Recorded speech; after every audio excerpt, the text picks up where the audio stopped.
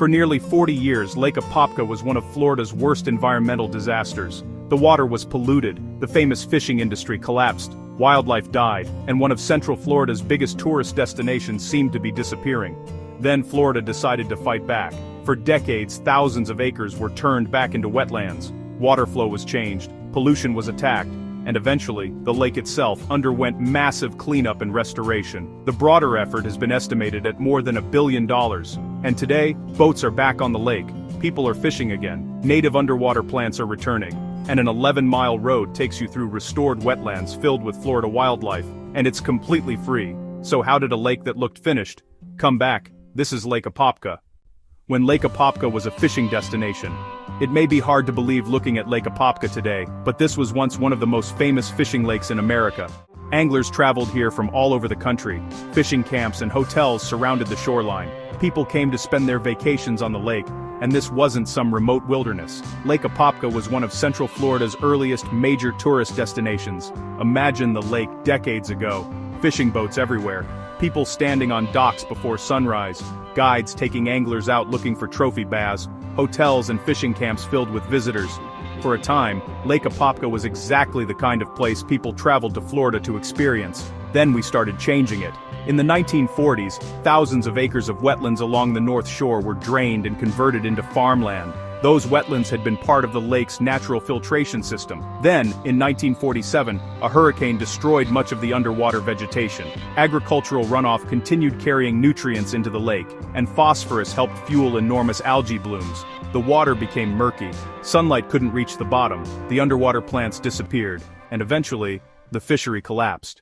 When everything went wrong by the late 20th century, Lake Apopka had become known as Florida's most polluted large lake. The problem wasn't just ugly water, the entire ecosystem was breaking down, fish populations suffered, wildlife died, and in the late 1980s, a major wildlife mortality event brought even more attention to the contamination problems surrounding the lake.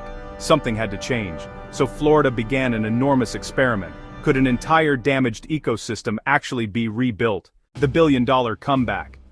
The answer would take decades. Thousands of acres of former farmland were purchased and converted back into wetlands. Engineers worked to change the way water moved through the system, and massive projects were created to remove nutrients and pollutants. One of the strangest was the marsh flowway. Think of it as a giant engineered wetland. Water is moved through vegetation that helps capture algae and nutrients before that water returns to the lake. And eventually, the lake itself underwent major dredging and water treatment work.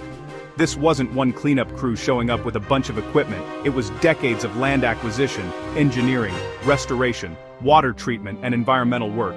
The broader effort has been estimated at more than $1 billion, and after all that money, all that work, all those years, they still had to wait for nature to answer one question: would the lake actually come back? Then the lake started to change slowly. The answer became yes. Phosphorus levels fell, water quality improved, and something incredibly important happened beneath the surface. Native aquatic plants started coming back. Those plants had been missing for roughly 50 years. Now they're returning along much of the shoreline, and that matters because underwater plants create habitat for fish and other wildlife. The lake wasn't simply being cleaned, it was rebuilding its ecosystem. And once the habitat started coming back, the animals followed. The Lake Apopka Wildlife Drive. And this is where Lake Apopka gets really interesting. The Lake Apopka Wildlife Drive is an 11-mile one-way road through the restored North Shore wetlands, and I can tell you from experience, you never know what you're going to see. The first time I came here I was driving along the lake when suddenly, this enormous cloud of birds exploded off the water. There were thousands of them. They all lifted off together, moving across the sky like a giant cloud of smoke. It was one of those moments where you just stop talking and watch. And then, a little farther down the road, a gator came walking right across the road, not crawling, not hiding, just casually crossing the road like he owned the place. And about a mile farther along, I came across 4 alligators stretched across the road, sunning themselves. I gave them a little honk. They slowly looked up, and eventually decided I was annoying enough to move. That's Lake Apopka. You can drive along expecting to see a few birds, and suddenly find yourself surrounded by wildlife. Alligators, raccoons, frogs, turtles, otters, marsh rabbits, snakes. Then there are the birds, great blue herons, snowy egrets, great egrets, anhingas, ospreys, bald eagles, swallow-tailed kites, wood storks, roseate spoonbills, and dozens of other species that appear at different times of the year. During migration periods, you can sometimes see hundreds or even thousands of birds gathered together. But the birds are only part of the fun. The real attraction is that you don't know what's going to be around the next corner. 1 minute you're driving beside open water. The next, you're surrounded by marsh, then trees, then canals, then a huge stretch of wetlands with nothing but sky and wildlife in every direction. You might see an alligator disappear beneath the water, a raccoon cross the road, an otter slip into the weeds, or something move through the grass that makes you slow the car down and say, "What the heck was that?" And you're not looking at these animals through cages or glass. You're driving through their world. It's basically Florida wildlife without the cages. And the best part? The entire 11-mile wildlife drive is free.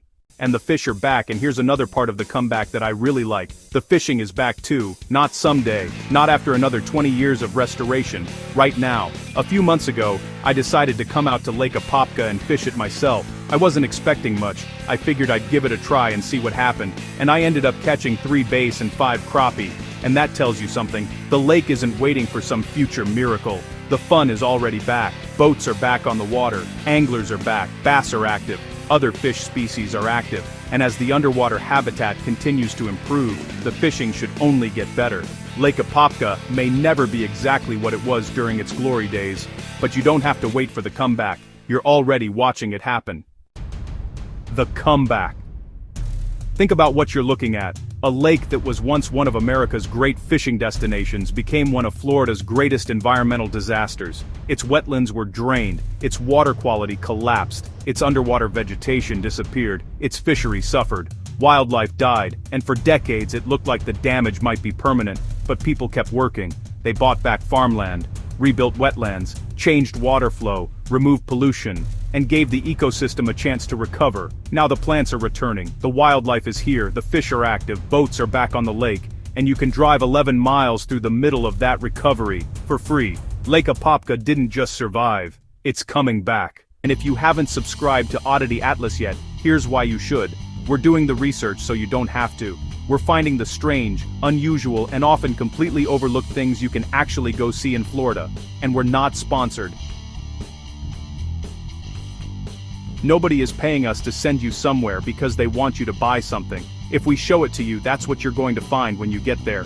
So before YouTube throws another random video at you, hit subscribe. It's free. And as you've just seen, a lot of the places we find are free too. I'm Noah Adams, this is Oddity Atlas, and I'll see you on the next adventure.